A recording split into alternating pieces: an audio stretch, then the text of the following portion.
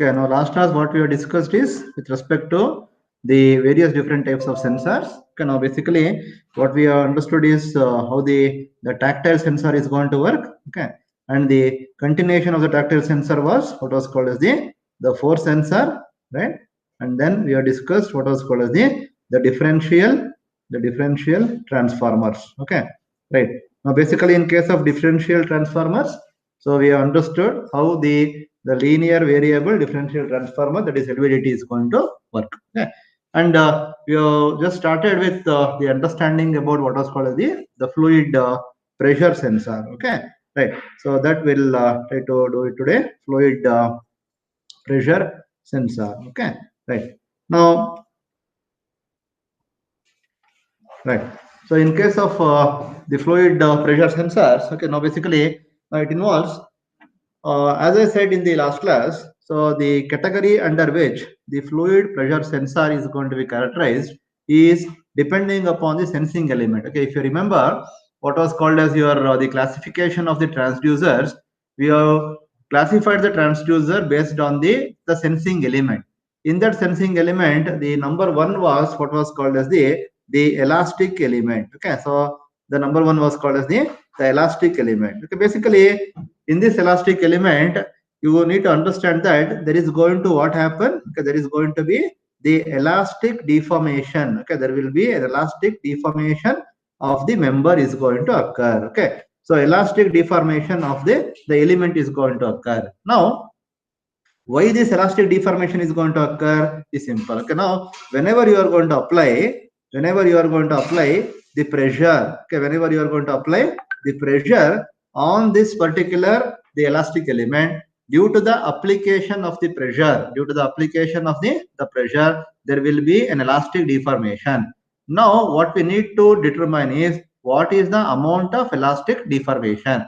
The amount of elastic deformation is directly proportional to the amount of the pressure that you have applied, and by which you can able to determine the amount of pressure, which is it is going to be a gauge pressure or the atmospheric pressure which is going to be present. Now this is the basic principle. Therefore the fluid pressure sensor, okay, now in a nutshell, the fluid pressure sensor, it involves monitoring of, okay, what is going to be there. It involves monitoring. Okay, basically it involves monitoring the elastic deformation. Okay, monitoring the elastic deformation. If you could able to monitor this elastic deformation, then it just means that you have done or you know how to measure or how to monitor the pressure sensor. Okay, now there are different types of fluid pressure sensors are going to be available. So basically the different types of fluid pressure sensors are going to be what are called as the diaphragms. Okay, so the diaphragms, okay, right, and then we say it as capsules. Okay, right, right, then the bellows, okay, and the tubes. Okay, right. So these are all the various different types of the pressure sensors available. Okay, right. Then we'll just try to understand what is the case of each individual thing. Okay, the diaphragms. Okay, now the diaphragm is going to be something like this. Right. Okay, the diaphragm is going to be something like this. Okay, right.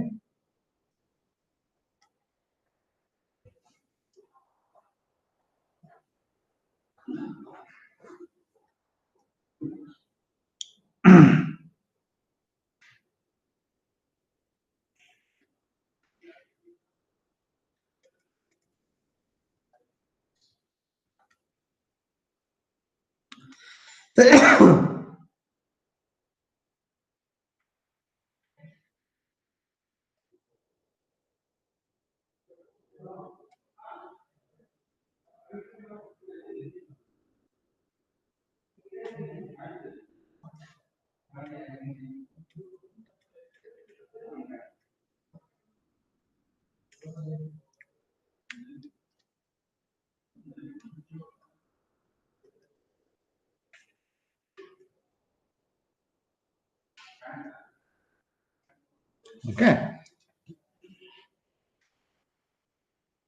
Okay, right. Observe.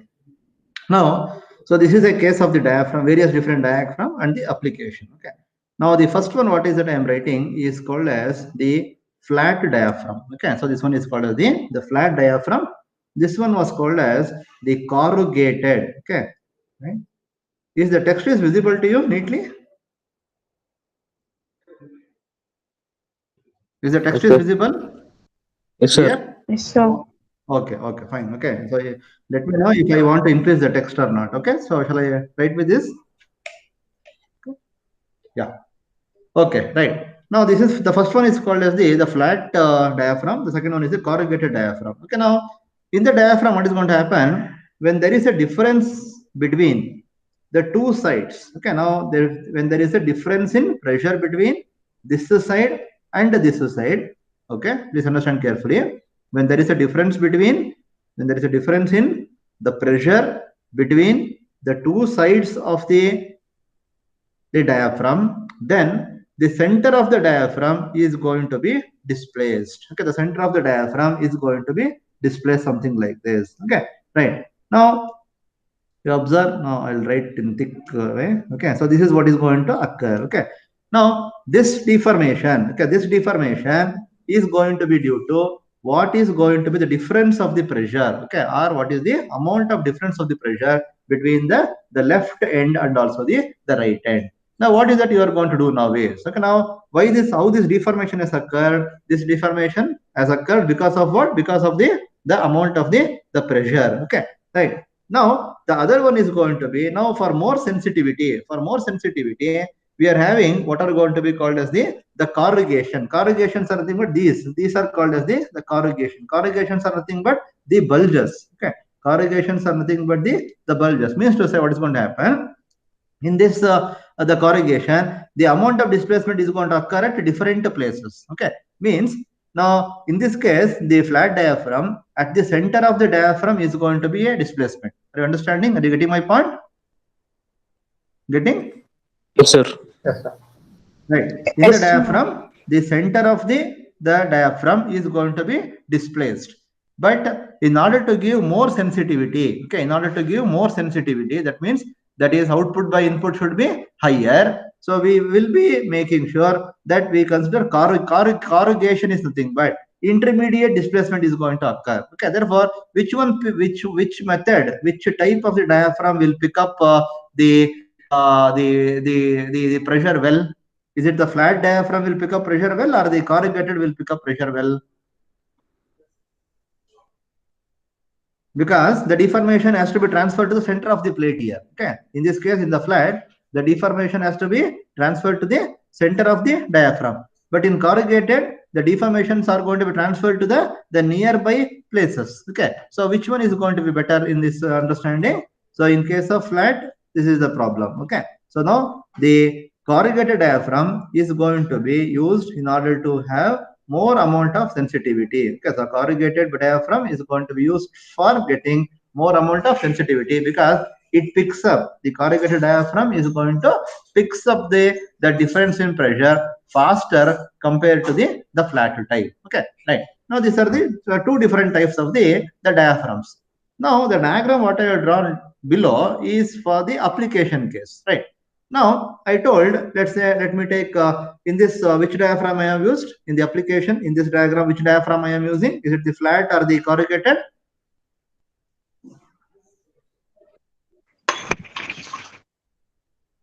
Which one I have used here? Corrugated, sir. Observe, this is the diaphragm. Which diaphragm it is? Flat. This is a flat diaphragm. Okay, whatever I am Flat. drawing now Flat. is a flat diaphragm. Okay, right. Now Flat diaphragm. forget about the strain gauge for a moment. Okay, right. Now, if you apply the pressure, you are applying the pressure. I want to know what is the amount of pressure applied. Okay, right. Now, what is going to happen when you apply the pressure? The diaphragm is going to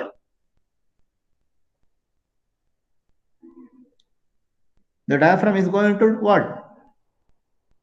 Deflects. Deflects. Okay. Now, what you need to determine?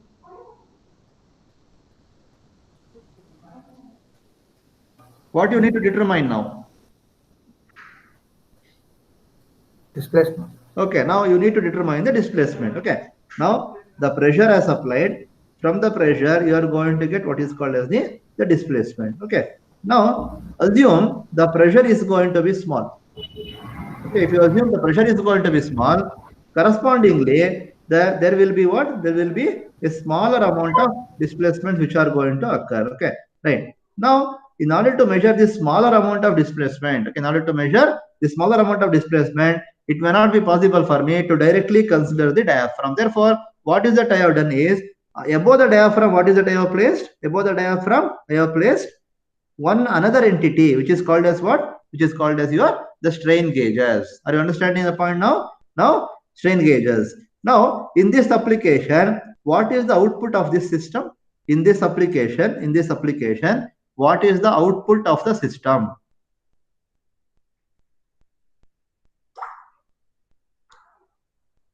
Tell me, in this application, what is the output of the system? What is the Voltage. input? Pressure. Pressure. Okay, what is the output of the system? I am telling. Voltage. Voltage. Okay, remember. So if I take out the strain gauges, what is the output of the system?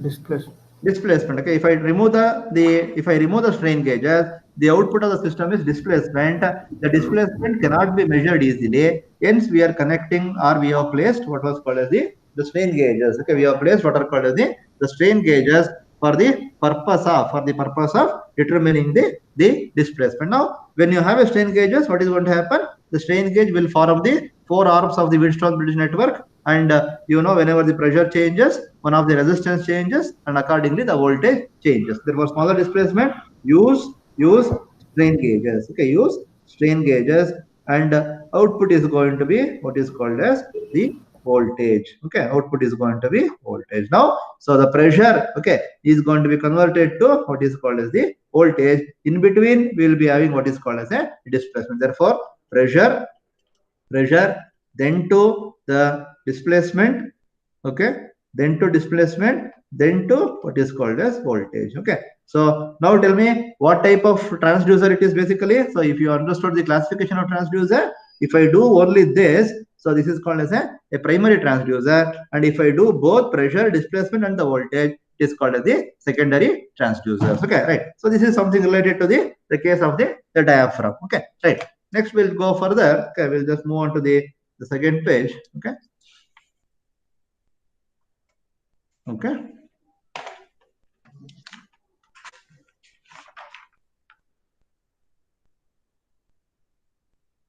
Okay, right. Now next we go with what is called as the capsules and the bellows. Okay, right.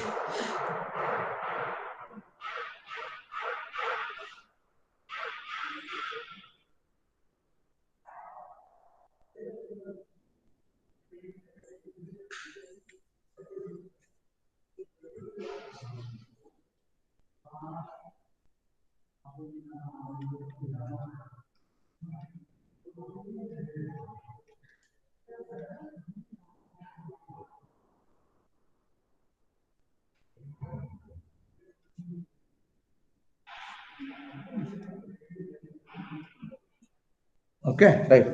Now just observe. Now this is the example for what is called the capsules. This is the capsule. Okay, so this is called as your capsule. Okay, and this is going to be your bellows. Okay, right. Now tell me how many corrugations are there here in capsules. Okay, now here if you just observe only the top one. Okay, if you in the capsule, if you observe only the top one, what is that called as? In the previous method, what have you done?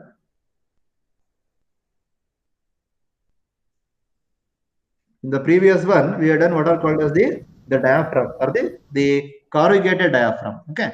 If you observe only the top portion, if you observe only this portion of the capsule, please understand whichever I am writing or whichever I am tracing. Okay. So this portion of the diaphragm or the capsule is going to be called as the corrugated diaphragm. Okay. Now I will be having one more corrugation. Okay. Now there will be how many corrugations are going to be present now? The capsule can be considered as what? Considered as with just two corrugated diaphragm combined. Okay, now if you observe in the previous, okay, now if you note down the diagram of the previous corrugation, now it was like what? It was like this. Yes or no? Yes, sir. What was this? Yes, This sir. was called as the corrugated diaphragm. Correct, na? Correct. Now, to this, I have added one more now. Are you understanding? To this, I have added one more. Okay. One more corrugated diaphragm. Okay. So, these two corrugated diaphragm combiningly, we call it as what is called as the capsules. Okay. Right. Now, you tell me, compared to the what is called as your the first one. That is your first one was what? First one was diaphragm. Okay. Second one was your the corrugated diaphragm. Okay, right. Third one was capsule. Okay, corrugated diaphragm and capsule. Okay, which is more sensitive? Capsule. Obviously, the capsule is the one which is more sensitive because it is having two different diaphragms. Okay, two different diaphragms are going to be present, and it's going to give you more flexibility. Okay, right. Now, if you go to the bellows, okay, now bellows is nothing but if you stack, okay, if you stack these capsules, okay, more number of capsules, okay, that is a stack of capsule, okay, stack of capsules is called bellows. Okay, right. Now I am having only two capsules, so sorry, two diaphragm. Okay, so the two corrugated diaphragm, that I call it as capsule. So if I am going to have series of such capsules, okay, I'm going to call it as bellows. Therefore, for the pressure measurement, the bellows is going to be more sensitive under this particular categories. Okay, right. Now these diaphragms, okay, are going to be generally made from what? Okay, generally made from the materials like what is called as the stainless steel, okay, stainless steel, okay, then nickel, okay, bronze, and phosphor bronze, okay, in particular, okay. These are the materials, these are the materials used for the pressure sensors. Okay, right. So these are the materials used for the pressure sensors. Okay, now that is about the capsules and the bellows. Okay, right. Now there is one more thing, the last one. Okay, we have that we'll just discuss and then finish this. Okay, so we have what is called as the tube pressure sensors. Tube pressure sensors. Okay, and tube pressure sensors. Okay, now this is one particular way. This is called as your the elliptical type. This is the elliptical type of tube pressure sensor. Okay, elliptical type, or you will be having what is called as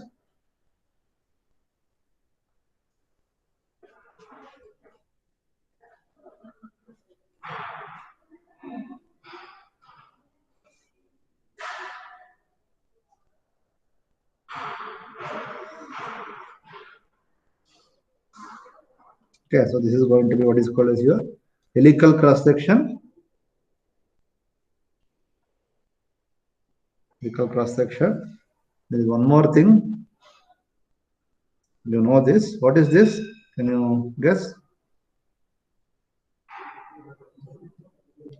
What is this? Burden tube. Exactly. Okay. C tube is called as the Bourdon tube. Okay. Right. Now these are the three different types of the pressure tube pressure sensors which are going to be present. Okay. Right. Now in case of your tube pressure sensors, okay, the deformations are going to be in different way. Okay, now in all the cases, so we will be having what are going to be called as the deformation. The deformations are going to be a different way in case of that various different types of the sensors. Okay, right. Now in case of the 1 second, please. Okay, in case of the elliptical type.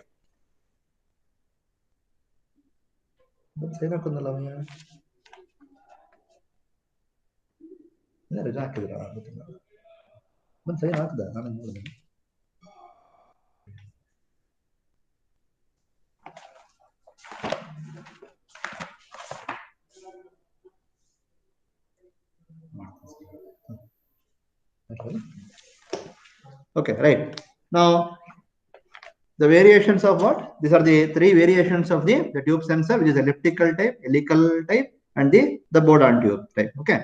Now, in this case, a different form of the deformations are going to be obtained. Okay, you are going to observe a different form of the deformation in this elliptical type. Okay. So, what is going to happen in this elliptical type? If there is going to be a deformation, what is the visibility of the figure is going to be? So you have an elliptical type. Okay. So you will start to give the pressure to it. Okay. When you start to give the pressure, what is going to happen? It is going to expand. Are you understanding my point? Okay. Now, the elliptical type, when you start to expand, what is the type of the form that it is going to take? Which form it may take?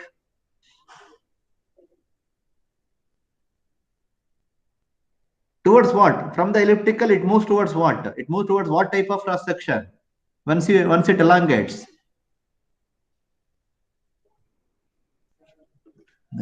Come on. So you have an elliptic. Now, what is this? Okay, so it's not good. Right. You have an ellipse. Okay, you have an elliptical cross section. Okay, that elliptical cross section will start to expand. Correct. When it start to expand, what is the cross section it will take? Ellipse. Circular. Circle, sir. Circular, simple. Okay. So you have an elliptical cross section. Once you apply a pressure, so due to the application of the pressure, there will be what? There will be a deformation is going to occur. When there is a deformation is going to occur, okay. When there is a deformation is going to occur, okay. Now it will take what? It will take a circular shape. Okay. Now once you understand the circular shape, okay, right? Now the amount of elliptical to circular, okay, ellipse to circular indicate what is the amount of pressure that is applied. Okay, right. Now next is going to be helical cross section. Okay, so in the helical cross section also, so once you apply the pressure, the helix angle is going to increase. Okay, then the commonly used one was called as the C type, that is the board-on tube type. Okay, the board-on tube type is the one which is commonly used. Okay, so board-on tube type, in this case of board-on tube, what is going to happen now? There is a deflection. So C opens up to this, whatever the C portion is going to be there. Okay, now this C portion is going to be there. This C opens up to what is called as to some extent. Okay, C opens up to some extent depending upon the application of the pressure. Okay, now this is related to what is called as the tube pressure sensors. Okay, right. Now once we understood with the tube pressure sensors, okay, now this is the three different types of sensors. That is, which are those? Can you quickly tell me? Quickly. Yeah. Quickly tell me, which are the sensors?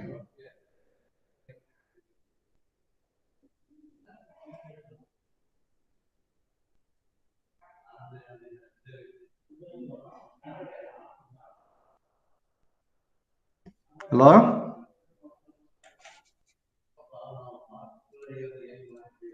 Yes, sir. Yeah, which are the types of pressure sensor? Tell me quickly. LVDT, so type Pressure sensor. pressure. We are done now, just now, no? Diaphragm, Okay. Diaphragm, capsule and bellows. capsule, Bellows.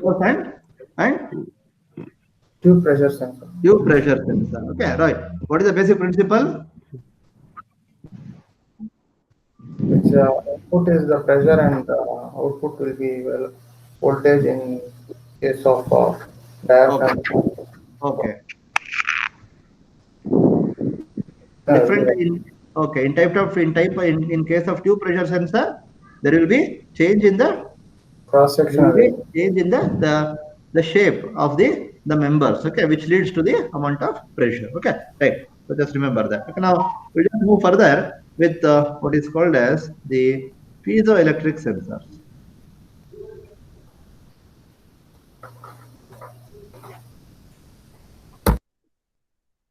Okay, right. We move to what is called as the piezoelectric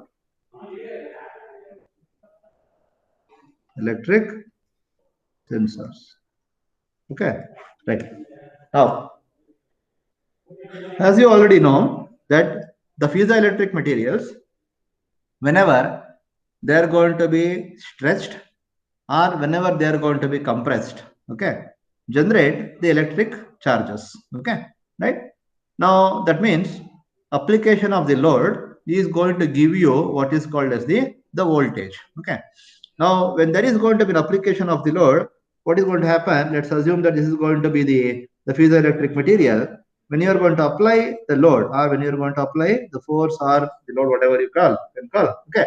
Now one phase of the material, right? One phase of the material is going to become what? Is going to become the positively charged, okay, right? And the opposite phase, okay, of the piezoelectric material is going to become negatively charged. Okay. Now, due to this result, okay, what is going to happen is the voltage is going to be liberated. Okay. Now, basically, the force is going to be converted into voltage. That is the characteristic of a piezoelectric material. Okay. Now, what is the general piezoelectric material we will be having? We are having a commonly used piezoelectric material as the quartz. Okay, right? Then we have what is called as the barium titanate. Okay, and the commonly used piezoelectric material is called as PZT. Okay, so what is PZT? What is PZT? Any idea? You are done. I think you are having a separate subject only for this smart materials and structures. What is PZT? Any idea? PZT is lead, zirconium, titanate. Okay, so this is the combination of the material which is going to be present. That is called as your the concept of PZT. Okay, right. Now, generally, as you mentioned, this is about the piezoelectric sensors. Okay. Now, if you continue to understand this, now these piezoelectric materials, okay, piezoelectric materials are basically the crystal material. Okay, so they are generally called as the ionic crystal material. When stretched or compressed, okay, there will be the distribution of the charges. Remember, there will be distribution of the charges takes place. Distribution of the charges takes place with what? With the application of the load. Okay, right? So piezoelectric materials are ionic crystals. Okay, right? So when there is going to be an application of the load is going to be there, the charge distribution is going to occur. Okay. So now when I say charge distribution, okay, distribution of the charges, what is the meaning of this? When I say distribution of the charges, that means the charges are going to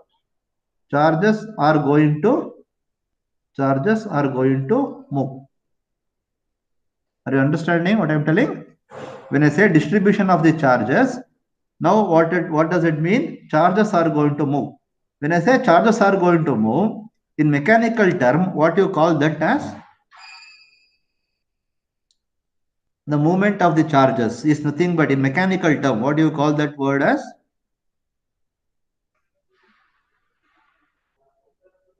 Tell me. When there is a movement, what you call that as in mechanical term? What is that parameter?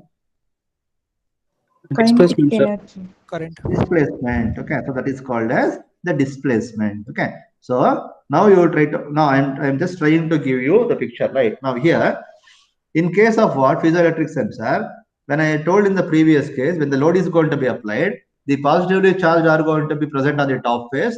On the opposite face, you will be having a negatively charged. Okay, so if that to happen, the distribution of the charges should occur. Okay, when the distribution of the charges there means positive charges on one side, negative charges on the other side. Okay, what is going to happen now? The movement of the positive charges and the negative charges are going to occur. That is this movement, I'm going to call it as what is called as the displacement. Okay, therefore the net change, okay, net change or net charge movement, okay, net charge, that is Q, okay, on the surface is proportional to what? Is basically proportional to what is called as let us not use movement now. Let's use what is called as the displacement. Okay, so displacement is determined by what? Displacement is determined by what is called as x. Okay, now whichever however the way the charges are moved to move, that is directly proportional to what is called as the displacement. Okay, now we know that the displacement is proportional to what? X is proportional to what? X is proportional to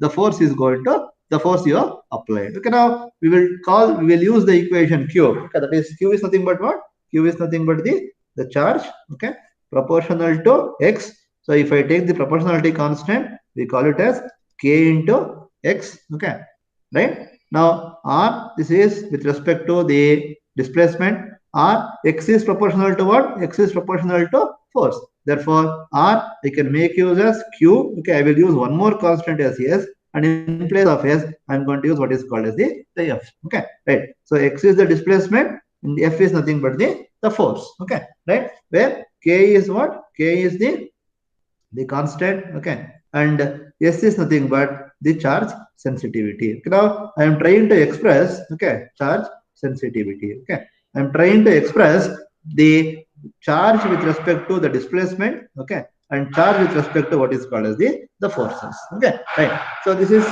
basically about what is called as the concept of what is called as the piezoelectric sensors. Okay, right. Now these are the various different types of sensors which are going to be there for the discussion. Okay, so this last topic which is going to be there, okay, called as what is called as the real-time interfacing. Real-time interfacing and hardware components. Okay, so this is not the part of the sensors. Okay, just put one component there so that we'll understand. Okay, right. What is real-time interfacing and hardware components? Okay, now this is with respect to the mechatronics. Okay, they get to the concept of mechatronics. Okay, so he says real-time interfacing and hardware component. Okay, right. What is the real-time interfacing? What does it mean? What do you mean? What do you mean by interfacing? What do you mean by interfacing?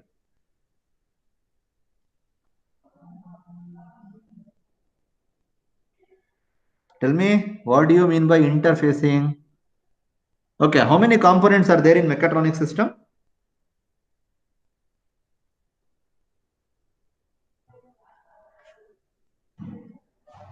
I will start with one, sensor. Then second one. Quickly, are you all there? Signal conditioning, sir. After no, that is the measurement system you are telling. Okay, I am talking about mechatronic system. What you are telling is measurement system. I am talking of mechatronic system.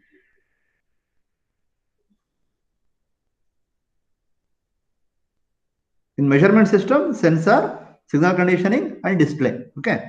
In mechatronic system, sensor, controller, and then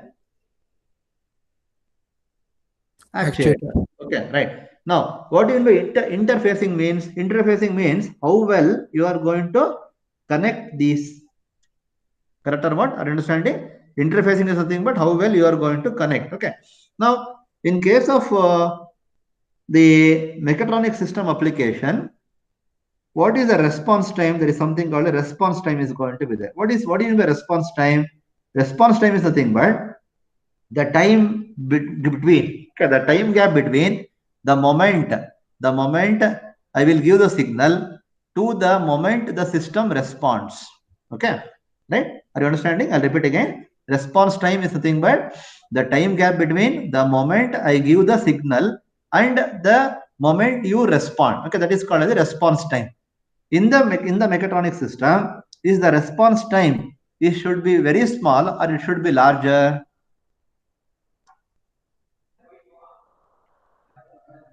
Small, sir. It should be very, very small. Means I have asked the question, immediately you have answered. Okay, the response time of this action is very, very smaller.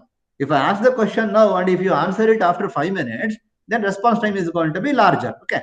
Now, in case of the building of a mechatronic system, okay, so you have to maintain response time as small as possible. Okay. Therefore, is this transaction or is this communication between sensor, controller, and actuator should happen in real time or it should happen slowly? In real time. Okay, in real time it should happen. Okay, if it happened in real time, then only we can able to communicate faster. Okay, now what is the main purpose of real time interface means? The main purpose of real time interface means, so the data acquisition or the collection of the data and the results, whatever you are going to give, it should be as fast as possible. Are you understanding my point? Okay, the real time interfacing. First of all, interfacing is nothing but how well you are going to connect the various different elements of the microcontroller or the devices, okay, or the mechatronic system. Now, in order to get the best of the application, so there should be what is called as the real-time interfacing between the elements. Real-time interfacing means, okay, real-time interfacing means that, are understanding? Real-time interfacing means that the information flow is going to be as fast as possible and you are going to get the response as fast as possible. Therefore, these are the real-time interfacing which should occur. Okay. Now, in order to make this real-time interfacing to occur, so we require what is called as signal conditioning devices. Okay, so we require what is called as the signal conditioning devices. Okay, now what are the signal conditioning devices? So for faster application, we require amplifiers. We require what is called as digital to analog converter. Okay, and we require what are called as the analog to digital converter. Okay, now right. So these are the things which are going to be required. So this is something called as the signal conditioning concepts. Okay, right. Then if you come to the hardware components, okay, what do you mean by hardware components of mechatronics? It includes what are called as the number systems. Okay, it includes what are going to be called as the number system.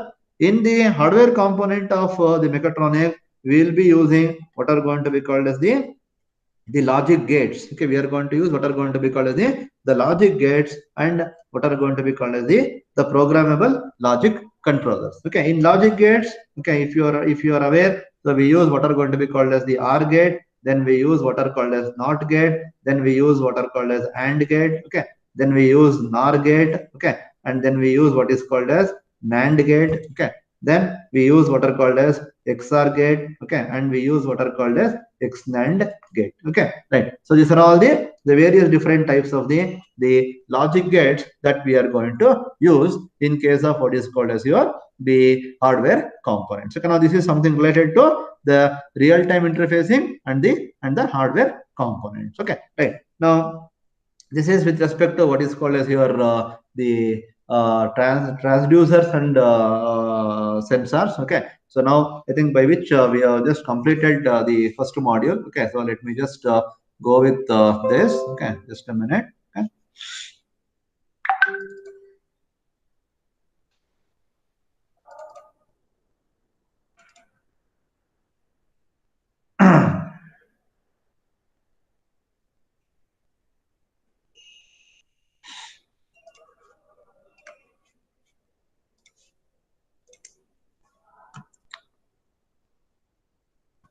Okay, right. Now these are the things that we have discussed. Okay, that is definition and introduction to mechatronic systems that we have discussed, modeling and simulation of physical systems, overview of mechatronic system, measurement system, control system, simple controllers, study of sensors and transducers. Okay, so these pneumatic hydraulic systems are a separate chapter that I will take it up. Okay, so now real-time interfacing and hardware components for mechatronics. Okay, now these are the things what we have discussed. Okay, now before I just go further, okay, now can you able to see this on this?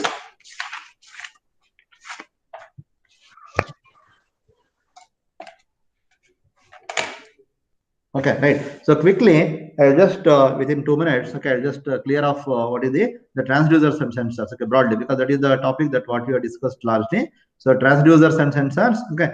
right? So remember this flow, please remember. Okay. So first you have understood what is called as the definition of the transducers and sensors. Okay, right. Correct or correct? Right. Then we have discussed what was called as the classification of transducers. Okay, you have discussed what are called as the classification of transducers. Okay. So in that there are 6 different categories of classification. Please remember this 6 different categories of classifications. Okay. Then after that we went with understanding what is called as the all effect sensors. Okay, if you remember, we have discussed all effect sensors. Then after the all effect sensor, then I think if I am correct, we have discussed proximity sensors. Correct. So we have discussed proximity sensors. So under proximity sensor, okay, we have discussed proximity switches. Okay. Then next, tell me, anybody with me? Then tell me next, eddy current type. Then next,